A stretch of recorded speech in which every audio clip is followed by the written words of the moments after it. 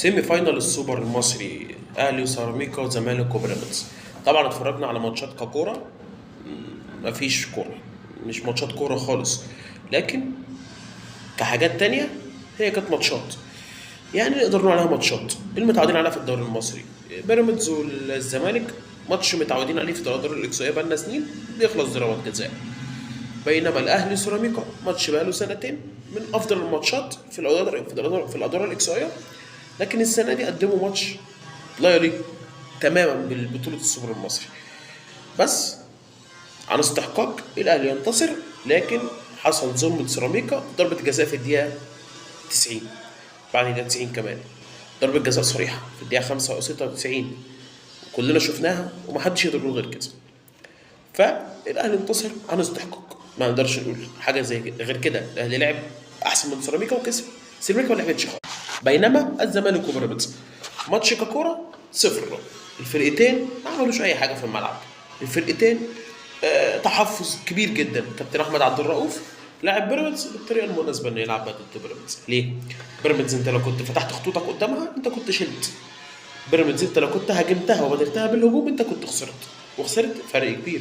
شفنا ده في اللقاء اللي خسرنا فيه 3-0 في الدوري المصري الموسم اللي فات. لعبها ازاي؟ لعبها زي ما كابتن ايمن الرمادي لعب قصاد بيراميدز الموسم اللي فات في نهائي الكاس.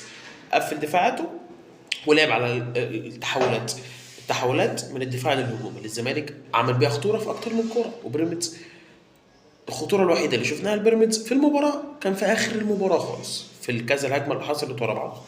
فده بالنسبه لي نجاح كبير للكابتن احمد عبد الرؤوف. ايه بقى اللي هيحصل في النهائي؟ اللي هيحصل في النهائي كالاتي: ده حرق للاحداث. احنا خلصنا الكلام، هنبدا بقى نحرق الاحداث.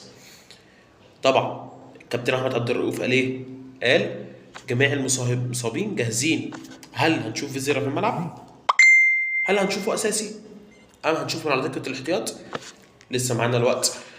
بكره ان شاء الله في 5:30 مساء بتوقيت القاهره ماتش الزمالك والاهلي، نهائي السوبر المصري.